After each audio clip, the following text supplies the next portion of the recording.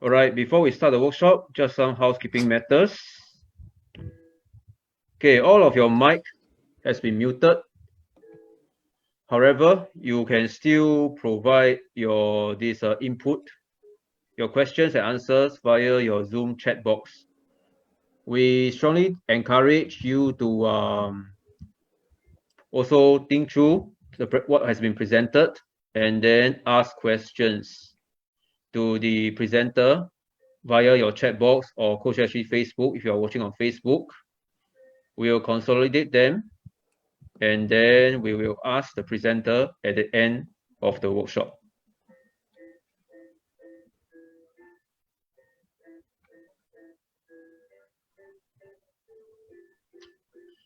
Okay, just an overview about this workshop. So Mr. Ng Jinwei, currently an NROC Athletics senior coach. Late last year, he went to this USA Track and Field Level 2 school through the support of the Coach Development Grant. So today's sharing session will be the part 1 of the 2-part sharing session for what he has learned from that program. And today's topic will center around how coaches can apply tapering strategies to help their athletes through a sporting season. So without further ado, let us welcome Mr. Ng Jinwei to deliver his presentation. So during the presentation, there will be some questions also. We strongly encourage you to also participate. Okay, Jinwei, please. Okay, thank you, Mr. Ong. Okay, first of all, thank you everyone for joining me. So let me share the screen.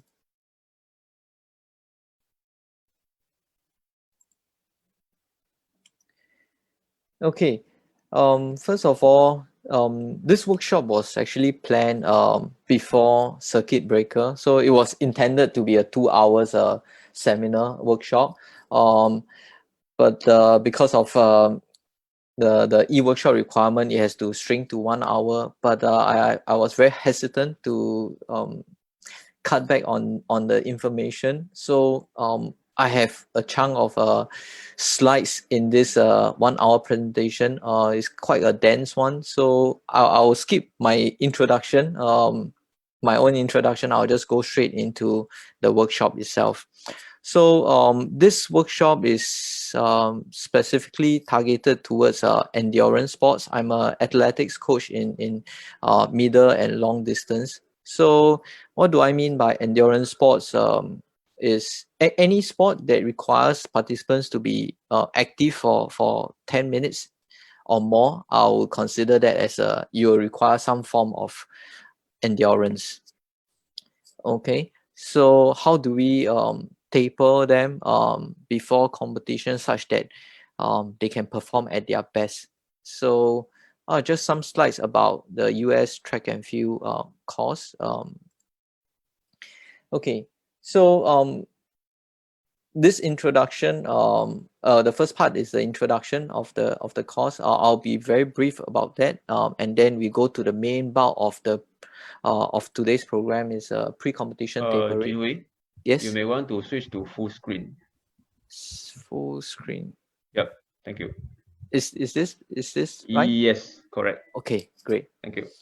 Okay, so so today's focus is on the pre-competition tapering. Mainly we'll discuss the benefit. We'll talk about the different tapering strategies and how to plan an effective tapering strategy. And the last part is a post-exercise recovery technique. Help athletes recover better, faster, and that way you can train harder. Okay, so this is my instructors. You can see the three of them. Those are the one on the left has written a lot of running training related books. Very renowned coach in athletics. The two on the right are top universities coaches, so learn a lot from them. Okay, so these are the things that we went through. I think is these are the things that were covered in the course that I attended.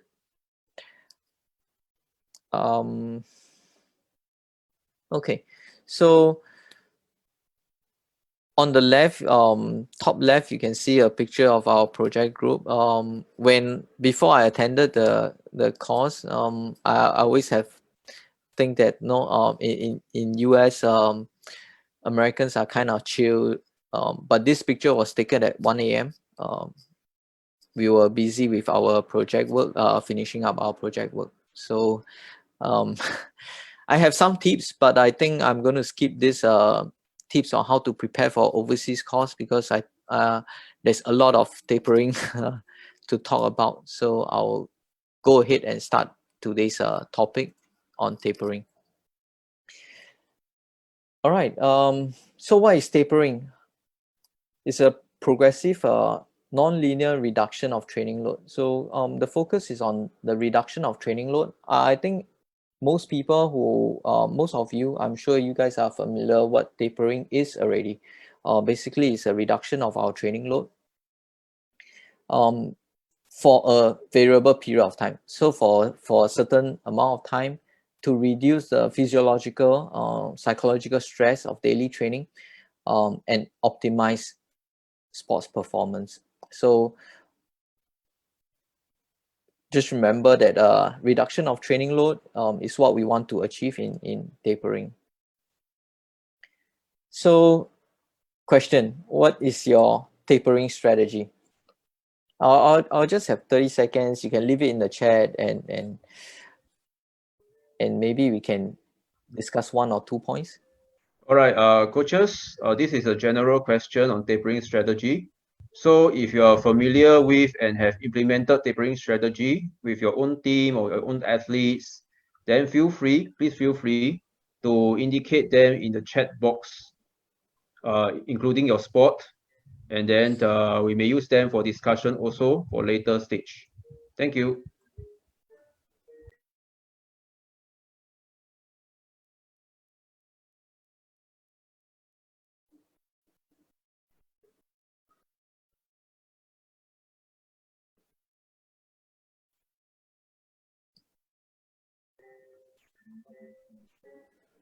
Okay, your responses in the chat box need not be long, just short and concise will do.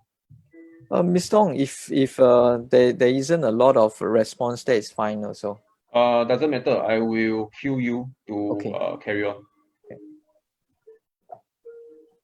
All right, coaches, while you are providing your responses, Mr. Ng, he will carry on with his presentation while you think through your responses. Thank you. Okay. All right. So this is what we found, and the most commonly used approach in tapering is a trial and error approach. All right. So previously, before I attended this US track and field level 2 course, this was my approach as well, right? Because based on my own experience previously, I was an athlete, so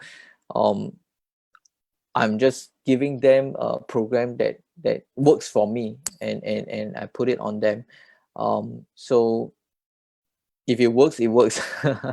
But I realized that this may not be the best way. So let's look at how we can improve on this tapering strategy. Okay, so goals of pre-competition tapering. The objective is to reduce accumulated fatigue. So over the days and weeks of training, athletes accumulate fatigue, and so during tapering, you want to reduce that accumulated fatigue. Gain fitness. Okay, so for once you start the tapering phase, you don't really want to gain fitness at that point. The purpose of the training is not to gain fitness. I'll explain why later on. So remember that the first point, reduce accumulated fatigue, and not to gain fitness, and to improve performance. Okay, so the last point, the fourth point on the slide, is the reason why we do not want to gain fitness during tapering phase. So this is one study. There are a lot of studies that were being done that shows the same thing. So this is one particular study about the international swimmers by means of a mathematical model using fatigue and fitness indicator. So fatigue and fitness indicators, what they measure was their stress hormones. They measure their fatigue indicators, did measurements on their blood. The specific I can't remember, but this information is available. Found that the performance gains during the tapering period were mainly related to reduction in the negative influence of training. That means the improvement, most of the improvement that was made during the tapering phase was because they had less fatigue, less accumulated fatigue. It wasn't because of fitness gain. Okay, so they were able to prove this using this fatigue and fitness indicator. So they measure this fatigue and fitness of these athletes before and after the tapering phase, and they realized that if you train them in a way that you push them to gain fitness, they will end up accumulating even more fatigue. So the goal is not to accumulate fatigue during the tapering phase, but to reduce it. All right. So what are the other benefits of tapering? There are biological, psychological benefit. Biological, during the tapering phase, why people improve, right? Why athletes improve when you reduce training. These are the two main reasons why we improve our performance when we cut down our training. Increase in testosterone, cortisol ratio, training stress marker, red cell volume, our red blood cell, hemoglobin level, and etc. All right.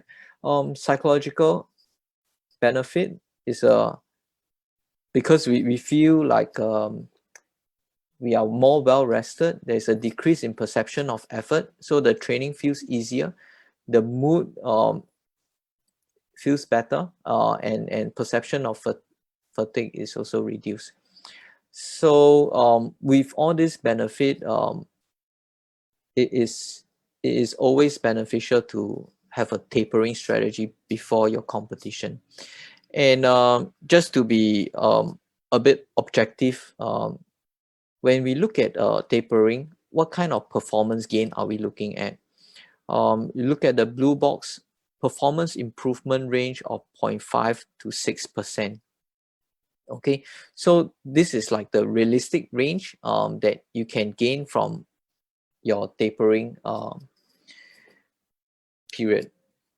Now, on average, it's about 3%. If you taper really well, you get 3%. 6% is when all the stars align. Everything is going your way. Very rarely. So even when we get a percent of 1.5 performance improvement over a 2 weeks taper, for example, a 1.5% is already a good performance, a good improvement. So this is just a range. I think somewhere between 1.5 is already a good a good progress, a good gain. If you get 3, that will be perfect. Just a note that 6% is possible doesn't mean that you should always push your athletes to achieve 6%. No, when they make performance gain of 2% and if you go back to them and tell them that you could have done a 6% improvement, that is not the point, and that's not what I'm trying to show here. 1.5 to 3% is actually a very good performance. 6 is when all the stars align. Okay, so we talk about reduction of training load, right? Tapering is about reduction of training load. So what can we reduce? First, we can reduce the training intensity. We can reduce the training volume. We can reduce training frequency. But the most important question is, to what extent can training load be reduced while preventing detraining at the same time? So when we cut down our training, we want to reduce our accumulated fatigue, but we also need to take care that we don't want to detrain. We don't want to cut down so much that we lose fitness. So we want to maintain certain level of training load. Okay, so this is the question that we're going to discuss now. Right, the first point was reduction of training intensity. So how much training intensity should we reduce? So studies have found that intensity is an essential requirement for maintaining training-induced adaptation. So things like aerobic power, if your sport requires aerobic power, requires endurance, and cardiac growth, cannot be maintained with reduced intensity. That means if you have been training at a certain level of intensity, you do not want to change that. You want to maintain that through your tapering period. Okay, so this is on training intensity. So 3 key things: intensity, let's go back a slide. Okay, your training intensity, things that we can adjust: training intensity, training volume, and training frequency. So for intensity, we want to maintain it. How about training volume? Okay, so these are studies that found that we are able to retain gains in maximal O2 oxygen uptake, peak blood lactate, less ventricular, this is your heart mass, short-term endurance, less than 10 minutes. So we are able to retain all this benefit even when we reduce our training volume. So it's telling us that it's safe to reduce our training volume. So next point is by how much? Progressive 50 to 90% reduction for swimming, running, cycling, triathlon, and strength training has shown positive results. Middle distance runners, for example, if they taper over 6 days, when they reduce their training volume by 75% compared to 50%, they actually get a better performance. Okay, so during tapering phase, you want to maintain your intensity, training volume you can cut down, and you want to cut down by a significant bit so that they can recover from the accumulated fatigue. So the general guide is reduce training volume by 60 to 90%. All right. So whatever you have been doing, for example, a runner, if you have been doing 50 kilometers a week, you may want to reduce it to maybe a 15, 20 kilometers on the final week, just before your competition. Okay, and reduction of training frequency. Studies found that we are unable to maintain maximal O2 oxygen uptake.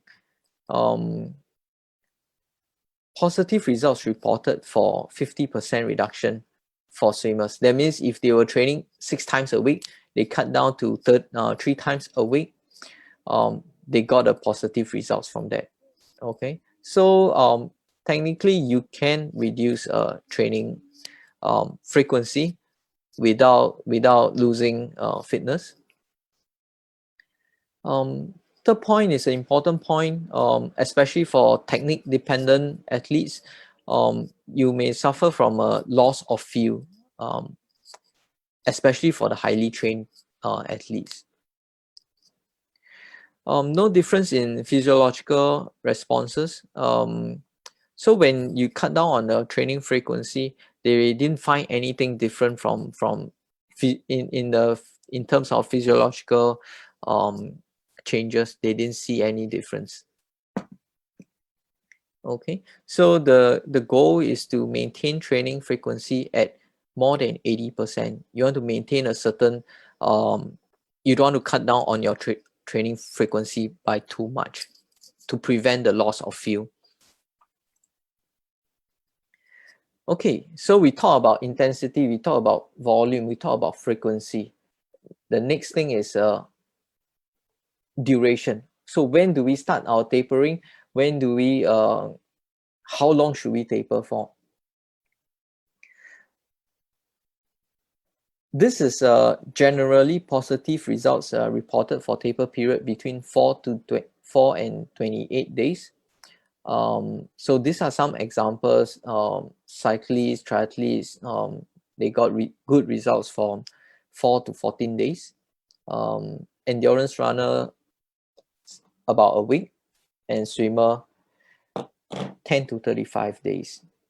All right, so when we talk about the intensity, when we talk about volume, we talk about frequency, there are actually a lot of studies that shows us how much we should reduce. No, we should maintain intensity, we should cut down on our volume, we should maintain at about 80% of our training frequency. All this has evidence that back us up, has science to tell us that this is the right direction.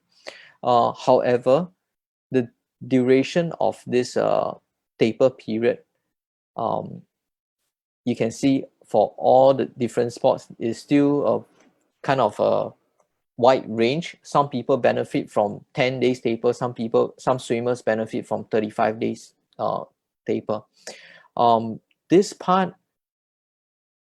we call it the art of coaching. You know, there's the art and science of coaching. We know the science of volume, intensity, and frequency, but for the optimal taper period duration, that will require a bit of experience. Consider the last point. Consider the athlete's level of accumulated fatigue, right? This is our number one goal. We want to reduce the accumulated fatigue. So what you really want to think about when you decide the optimal taper period is how much accumulated fatigue that athlete has right now. Okay, so for example, like and it should not be dependent on the event of the sports. For example, is if there are marathon coaches here, you probably heard about the guide that usually, you know, elite marathoners, they taper for 3 weeks. So 3 weeks before, 21 days before their race day, they would do their final, the hardest workout of the season, and then they taper and cut back on for 3 weeks. This generally works for elite athletes, which they do very high volume training and accumulate a lot of fatigue. It is really for them. But for example, in our context in Singapore, our average and amateur runners, they shouldn't really be doing 3 weeks of accumulated 3 weeks of tapering, because they don't run as much for our local amateur runners. Okay, so the key consideration is how much accumulated fatigue the athlete has. All right, now we move on to the different types of taper. So from the graph, you can see there's a linear taper, that means a straight line. So every day you cut down by gradually cut down your volume, your of your normal training by a little bit. exponential taper means you initially, first couple of days, you drop the volume more, and then after, towards the end, towards the last few days of competition, it kind of level off at about 30% of your normal training. A step taper means at the start of, once you start your taper period, you immediately cut down all your training to a fixed level, like 30%. And then you maintain it throughout the 14 days of taper. So these are the three main types of tapering strategy. So let's look a bit deeper and see which one is the most effective. All right, which type of taper should we use? Cycling and running, the fast decay shows the best result.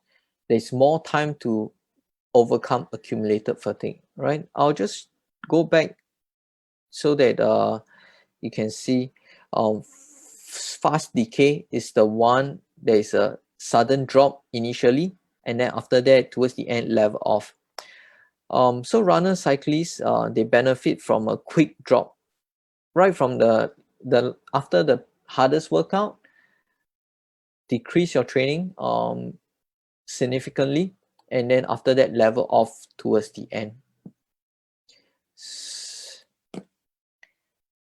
And so the last strategy that we saw was the last type of taper is the step taper.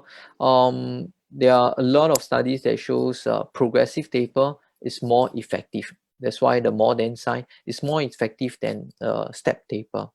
So always always taper gradually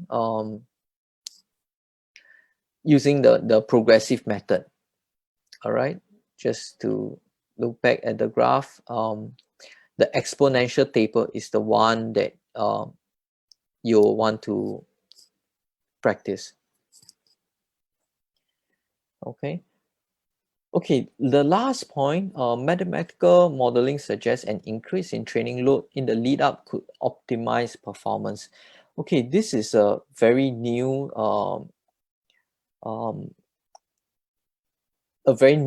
study that they use mathematical modeling. So what they did is they do a exponential taper, like what you see on the graph, and a couple of days before the competition, like 2-3 days before the competition, they make athletes do the hardest workout.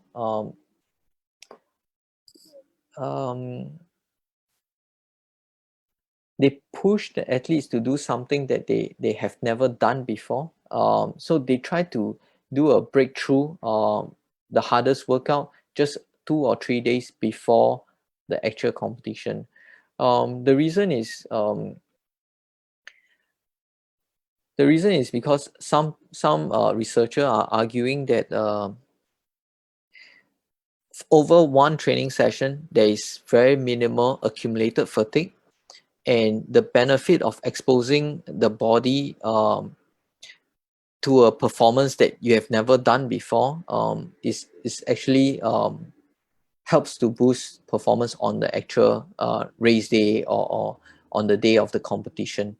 So stress them just right before, a couple of days before the actual competition.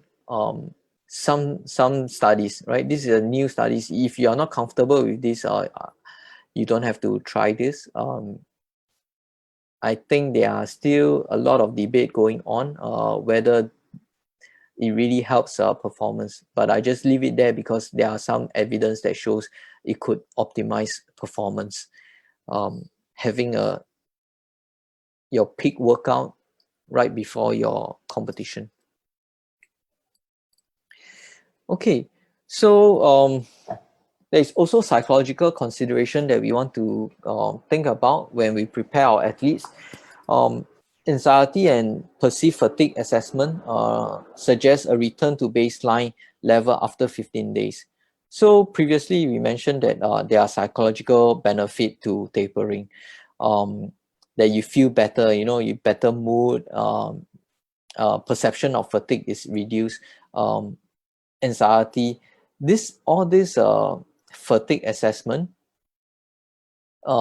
suggests that it the benefit only lasts for about 15 days, right? After 15 days, athlete starts to feel nervous, starts to feel anxious, starts to feel like their fitness are going down.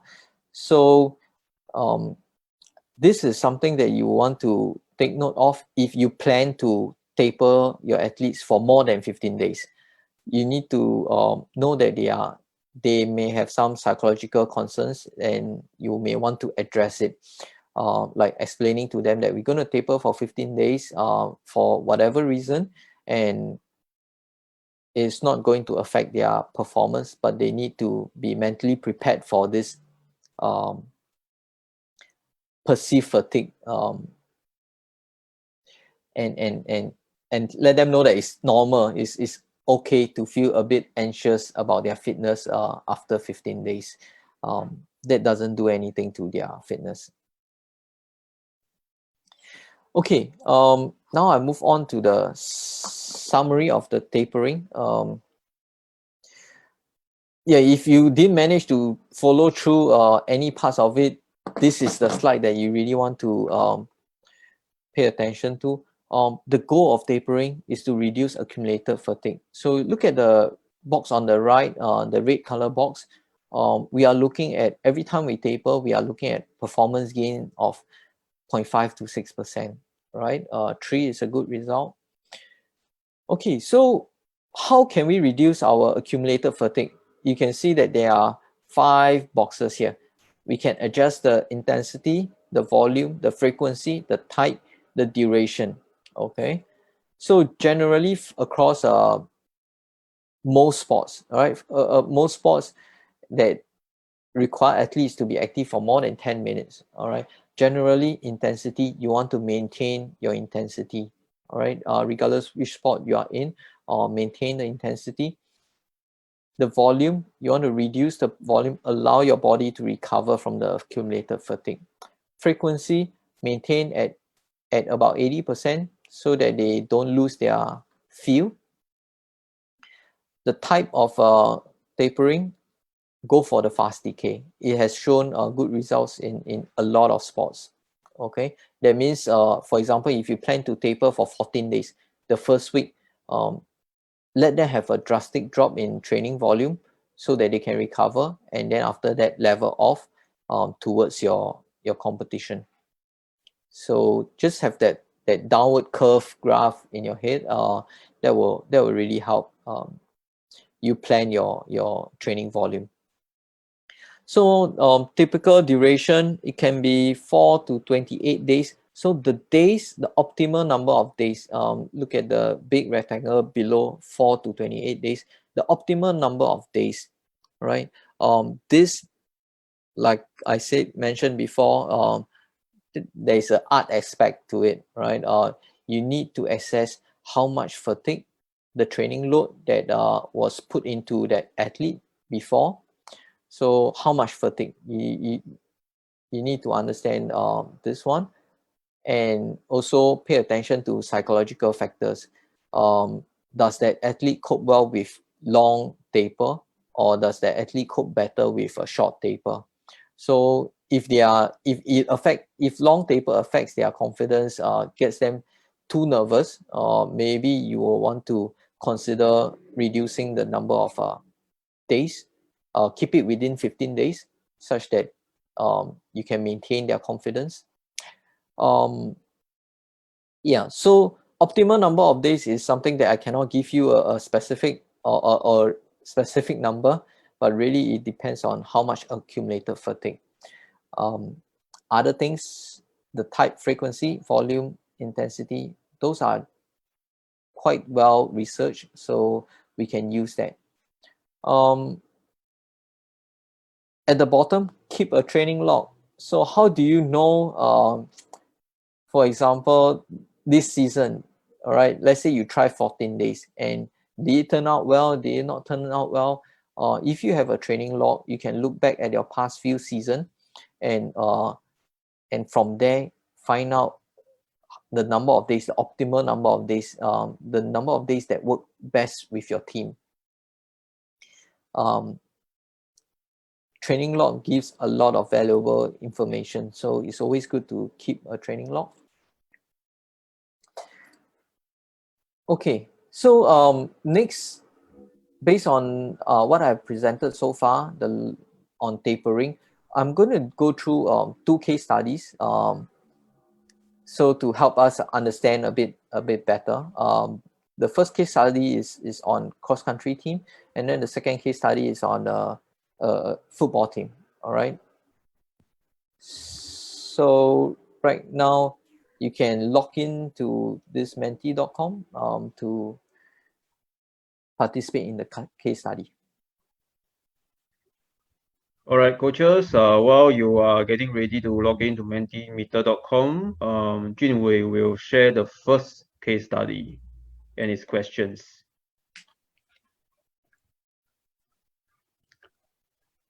Junwei, so maybe will you want to explain a bit about this case study? Yes. Yep. Okay.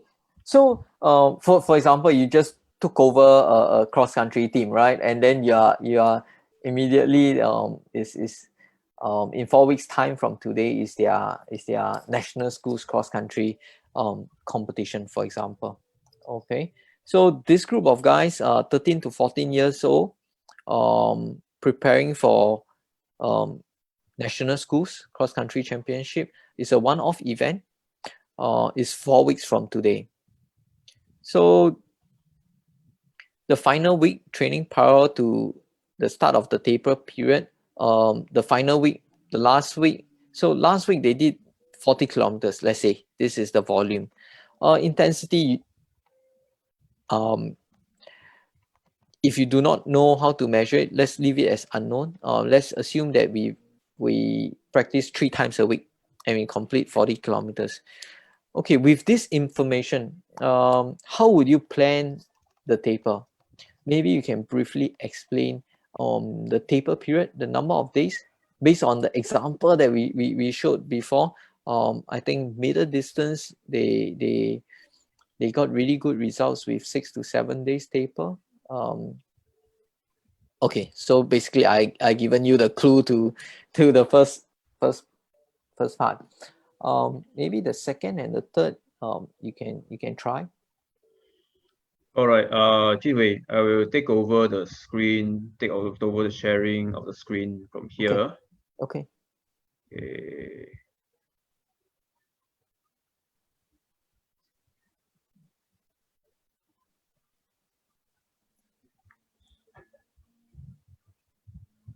So this team, right? The intensity we can leave it as unknown, and we know that during our tapering period, we want to maintain our intensity. So we don't have to worry about intensity, but rather think about the volume and frequency. Do you want to change the frequency? Do you want to adjust the volume?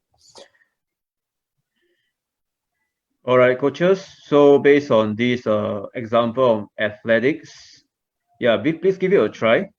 To answer parts A, B, and C, and then post your answers on this screen. Thank you.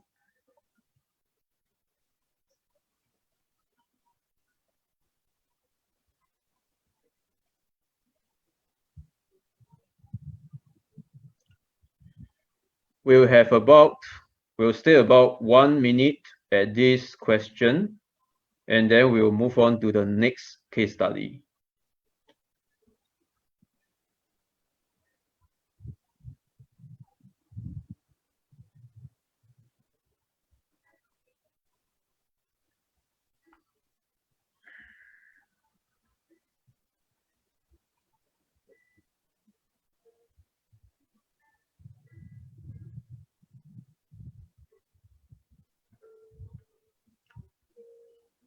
Okay, Jinwei, maybe you want to comment on the first 2 answers first?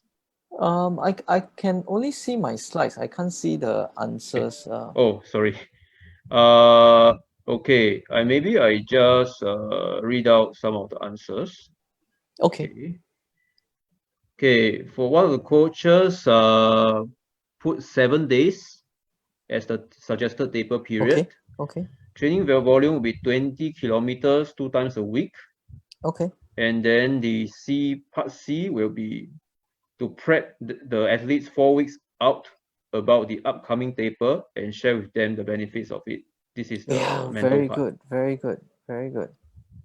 Okay. Next one would be 7 days tapering for the part A. Okay. Part B would be training volume reduced 15% for each training, frequency unchanged. Okay. And part C would be nil. That means no mental preparation. Okay. Okay. Can. Okay. Yeah. Any comments on? Yeah, the first one was really good that you are thinking about explaining the benefit, because for the psychological preparation part, because these people are 13, 14 years old, they are probably quite new to competition, so they may not understand what tapering does for them, and they might even panic, for especially for beginners. When you reduce their training, they may worry that is it because they are not getting any fitter or something, it's always important to explain the benefit of tapering to the new guys. Okay. Yeah, we are maybe I'll just share a couple more. Yeah, in view of the time. Yeah. Third one would be A would be fast decay. B would be 2 weeks tapering drop from 40K to 80% to 60% last week.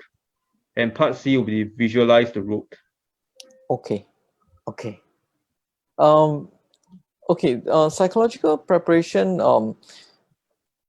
We are discussing like more towards tapering, so more focused towards tapering. Of course, going to the competition ground, the competition venue, that will help a lot in terms of psychological preparation. Um, if we are onto our topic for today on tapering, the key thing that we need to explain to the students is that the tapering is to better prepare them to reduce their accumulated fatigue, and to help them improve their performance on the actual competition day. Yeah, I like the fast taper. So I'll now show you my suggestion, and I'll explain why I do certain things, and maybe um, this is not this is purely my perspective. It may not be the best solution, but hopefully I'll offer a different perspective, and you can use it as a reference. All Okay. right, thanks, Jingwei. So now you may share your suggested answers Okay. for your Okay. first case study. All right. So for middle distance, long distance endurance runners, usually they want to taper for 6 to 7 days, as shown in the slides before, during the presentation on tapering. Recommended is 6 to 7 days. However, I was looking at 4 to 6 days. The reason is because for 13 and 14-year-old, for young athletes, usually we do not overload them with too much training that they accumulate fatigue. So we may even just cut it down slightly to 4 to 6 days, instead of following the elite method, where elite, they do very high volume. So back to the key of today's tapering session is to understand how much accumulated fatigue. So I see that 13 and 14 years old with 40 kilometers. 40 kilometers would mean that every training session is around 10 kilometers, which includes warm up, cool down, and the actual workout itself. So they have always 48 hours, at least 48 hours to recover from each training session. So I see very minimal accumulated fatigue. That's why I may consider 4 days for the taper period. So what I'll do is I'll just reduce the training load for the last 2 training sessions before the competition. All right. Based on 3 times a week. So the last 2 will be about 4 to 6 days before. The volume for the first session at the start of the taper, I'll reduce it by 50%. And then the last session, that means the last training before the competition, I'll cut it down to 25% of the normal load. All right. Since we are already training, we are only training 3 times a week. I think it's okay to maintain the training frequency because we are not pushing very high frequency in the first place, right? So if you were to cut down to 2 sessions, let's say, it would be just 1 training session and competition day itself. So that will be a too big a drop. That will be a 50% reduction on the final week. So not recommended. I suggest we stay 3 times a week. That means first session 1, that means the final week 1 session, 2 sessions before the competition. So the competition day will be the third of the week. Okay, psychological. Yeah. Okay. Please carry on. Yeah. Okay, psychological preparation. Understand the benefit for beginners, which I heard some of you mention already. So that's really good. Okay, Mr. Ong, you wanted to say something? Yes. So if nothing further ado, maybe you want to flash the second case study. Okay. Thank you. All right. This is the second case study. A division soccer team, slightly older, so they are 17, 19, have a few years of You need to share your slides. Oh, sorry.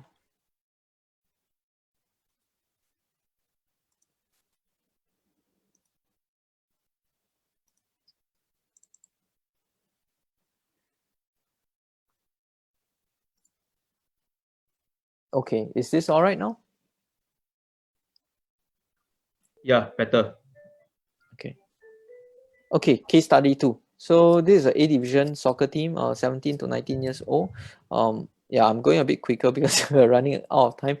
I'm not familiar with soccer, but I just want to give my perspective on how to taper for football team as well.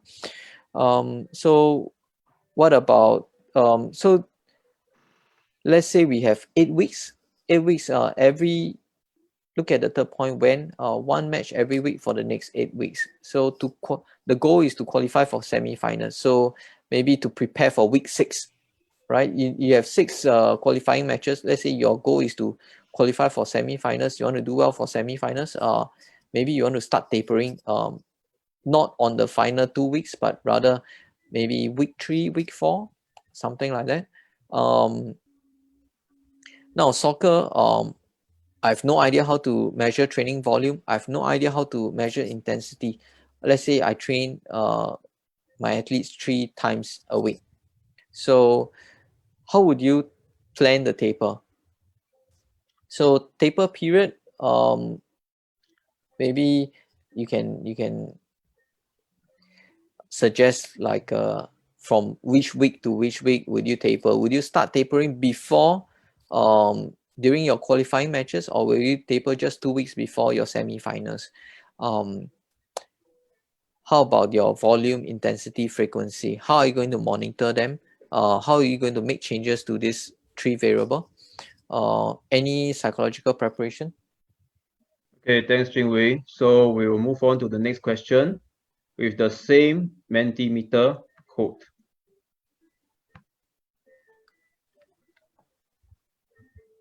Yep. So for the second case study, please provide your answers for A, B, and C.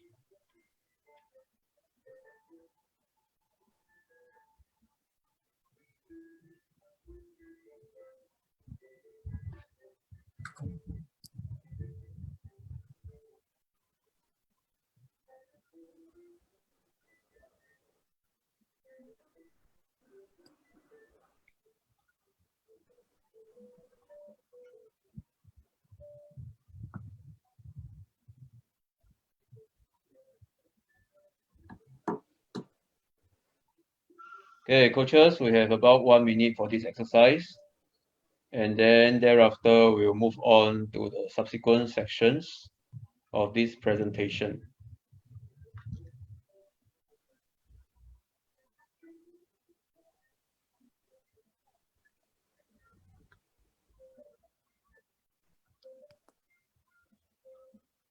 So especially the team sports coaches, maybe you have more experience in this area. You can give your comments on how best to help this soccer team taper before the competition.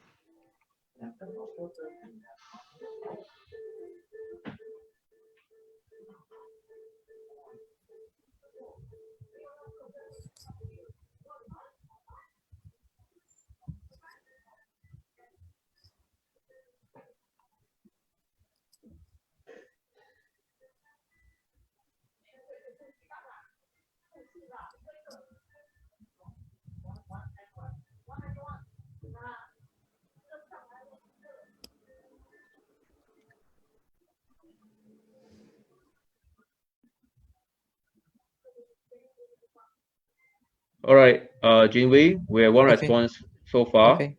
So for A, taper starts 2 days before each match. Okay. B will be 50%, and C will be do recreational activities together. Okay. Okay. Yep. All right. 2 days before. Before each match. I see. Okay. 2 days before.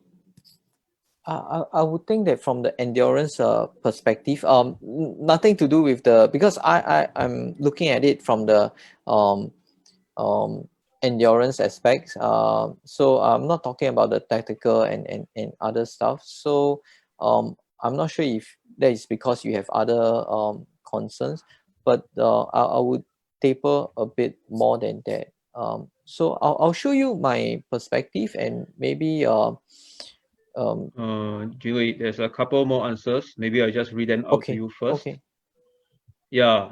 Okay. Second answer for A will be volume, reduce 80%, Okay. intensity 80%, Okay. frequency 2 times a week, and Good. give Good. motivational talk. Yeah.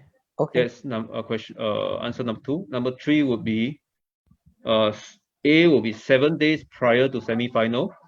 Uh-huh. B will be 80% day 1, 60% day 2 on Uh-huh. volume and intensity.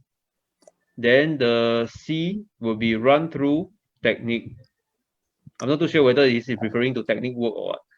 Okay. Yeah. Okay. So I will give the screen sharing over to you, and then you can share your answers Okay. of your slides. Yep. Can. Okay.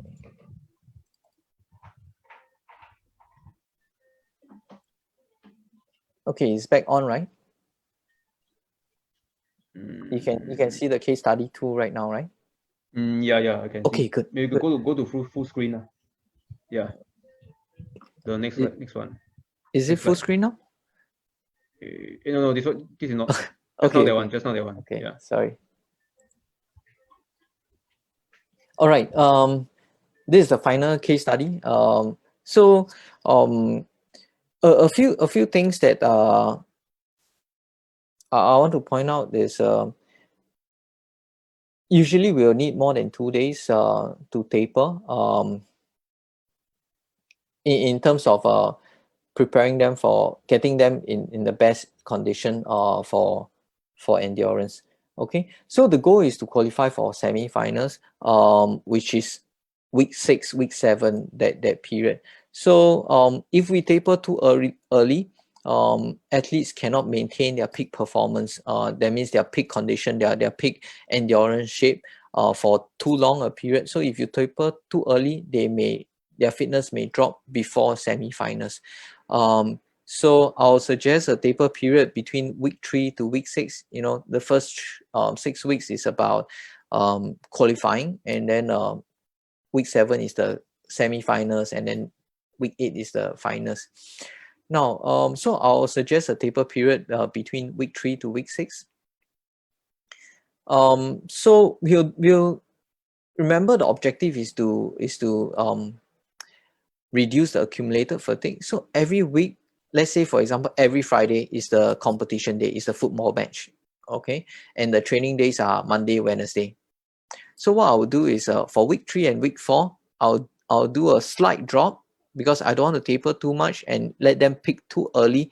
I don't want them to peak at week 4, week 5. I want them to peak at week 6. So for week 3 and week 4, I'll do a drop 60% volume. How do I measure volume and intensity? I know for football there are so many drills, so many different exercises. So it's very difficult to measure their volume. It's very difficult to measure their intensity. What I would do is to reduce the training time to 60%. All right. So in a way, you reduce their training load by 40%. So keep it at 60% of their normal training time. The remaining 40% of the training time, you can discuss about tactics, you can discuss about things to do, or your preparation or mental preparation, things like that. So like for example, Monday I'll do 60%, and then Wednesday I'll cut down to 30% to make sure that they are fresh on Friday competition. So every week I'll go through, week 3 I'll go through Monday 60%, Wednesday 30%, and then competition, they are 100%.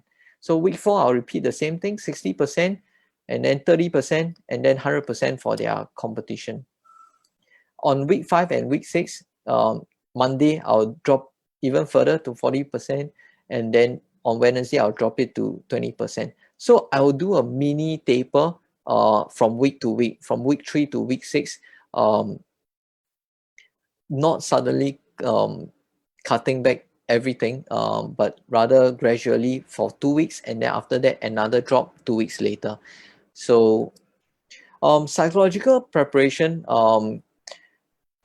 this part, it really depends on the athletes, the players. Okay, so if let's say it's more than 15 days, then you may want to tell them that it's normal to feel anxious. It's normal to feel that you don't feel fit, the perceived fatigue, or you get tired easily. Let them know that they may be expecting, they may get this kind of response, psychological response, and remind them that these are psychological, these are not physiological. That means all the physiological benefit should still be there, right? Okay, so that is what I suggest. Okay, now I'm going to quickly run through the post-exercise recovery technique. I know that the time now is already 4 o'clock. I have a few more slides to go. Okay, I'll quickly finish it. Okay, so post-exercise recovery technique. What we want to do is focus on the immune system. If they are sick, they can't train. Competition and intense training has a depressing effect. So competition and intense training actually can hurt our immune system. So we need to find ways to support our immune system. We'll discuss slightly on the supplementation, other recovery technique, and then post-competition recovery protocol. If I'm going too fast, you will have the slides available, I believe. So you can always look back. So immune system, what are the things that are important for our immune system? Our sleep, 8 to 9 hours, go to bed at the same time. This is the most important part. These are all research based, and avoid drinking, TV, phone 30 minutes before bed. Sleep rituals such as meditation, relaxation techniques will help. Nutrition, right amount, right type, variety. Go for variety for trace nutrients. 4-5 meals a day. So what do I mean by right type? I know now keto diet is like the in thing in recent years. Like a lot of people are practicing that. Remember that. So for those who are not sure, keto diet is a low carb or zero carb diet. Physiologically, burning carbs, burning carbo is the fastest energy giving process. So if you want quick energy, you want to move fast, carbo is a necessity. So if you have friends who are on keto diet and runs very fast, my argument would be they can run even faster if with carbo. Okay, hydration. Use personal water bottle. So these are the really small details, but if they pay attention, if your athletes or players pay attention to it, I think over time the performance will show. Use personal water bottle. Avoid water fountain. Do the urine test. Always check. They should check their own urine. And it should always be clear, light yellow color. Replace electrolytes. So make sure that after exercise they have electrolytes with them. Okay, supplementation. Iron. One of the important things that we need to look out for, especially symptoms. What are the symptoms of low iron? People who feel always feeling dizzy. People with low energy. If you have players who are consistently on a regular basis always feeling tired, lethargic, maybe you want to check the iron, get the blood test done and check the iron level. Do not prescribe yourself, do not give them iron tablets because overdose is can be dangerous. So only by prescription, by a professional doctor. So blood test, if your athlete is showing low energy for a long time, for a long period, maybe for over a month, always cannot train well, then maybe you want to look at the iron level. Vitamin. So these are the vitamin that you can they are recommended vitamin. There is periodization for vitamins as well. Cycle through 1 week, twice daily dosage, and then after that followed by 2 weeks, once daily dosage, and then 1 week of zero dosage. So this kind of periodization, there was some research that got good results with this. Again, I'll not list now and pull out the research, but I think you can find this. Calcium. So athletes are, especially runners, are twice as likely to be calcium deficient. So high protein diet can also cause a calcium loss. Supplementation on potassium, okay, to maintain water balance, normal heart function. So when you lose a lot of water through sweating, make sure you replenish potassium. Take note of zinc lozenges. I think this is very helpful, especially those who when you notice that your athletes has some cough or sore throat, and they are complaining about sore throat, suggest that they start taking zinc lozenges. That will really help them. Those who need to travel often and compete a lot, you also want to pay attention to zinc lozenges. That will help. Other recovery technique, I think most coaches will be familiar with massage, foam rolling, compression. This they can do on a regular basis, on a weekly basis. Cryotherapy is basically ice bath.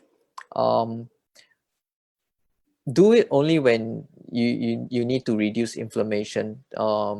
Otherwise, you don't have to do it regularly. Post-competition protocol. I would like to do this. Have a post-competition protocol that every athlete has a copy, a sequence, a steps of what to do right after their competition to take care of themselves, right? I think this is a good practice, and you can also do it for your team, right? So right after competition, they know how to take care of themselves. Go for a cool down run, the next thing to do is replenish fluid, followed by stretching, and then elevate legs for 6 to 10 minutes to get the blood away from your legs. Have your electrolyte, take your zinc tablet, recommended. Okay. Use massage stick, foam roller after, and followed by ice bath if possible, right? I know a lot of things may not be realistic due to time constraint, but maybe you can pick your own protocol, pick things that you think is useful for you and your team, and then you can try it for yourself. Okay, so I'll not do this reflection. This reflection, I think you can do it on your own. Draft a taper strategy for your team or your athlete, something that you can use. So consider the 5 variables: the training volume, intensity, frequency, the length of taper, and the type of taper, right? And hopefully you create your own post-training recovery protocol. I think those things that I shared, very, very brief one, you can have a protocol that will help them recover faster by maybe adding 1 or 2 things that you have never done before. Yeah, I don't think this is possible today that share your plan with the rest of the class. Okay, I'm going to summarize today's sharing session. So key learning points, tapering strategy depends on the athlete's accumulated fatigue. I think I repeated many times already. So if the athlete is sick 3 weeks before the competition, if you plan 2 weeks taper, and your athlete is sick 3 weeks before, do you still maintain your 2 weeks taper? Probably not. Okay, if your athlete is sick for a week, that means 3 weeks out for a week, you don't really want them to taper at the end of a period of inactivity, right? So maybe you want to let them come back for a week, train for a week, and then taper for a week, because during the time that they are sick, they probably recover from the accumulated fatigue. So there's lesser accumulated fatigue, you can reduce the taper period. Applying post-training competition recovery technique facilitate better training performance. So pay attention to that. That will really boost your training performance. And how well a person can train is dependent on how well he or she can recover. Okay, I think this is the last 2 slides. How has it impacted my coaching? So through learning this, attending this course, the US track and field course, I felt like I gained confidence in planning a suitable tapering strategy. There's less guessing game from my previous trial and error approach. So now I know that if I maintain the intensity, they will be ready. If I maintain the frequency, they won't lose their feel. If I cut down their volume, they will be able to recover. I have confidence that they will be able to recover from the accumulated fatigue. So pay more attention to how well the athletes are recovering and from training, and better advise them on recovery. So now I pay more attention to the recovery protocol, help them recover better so they can train better.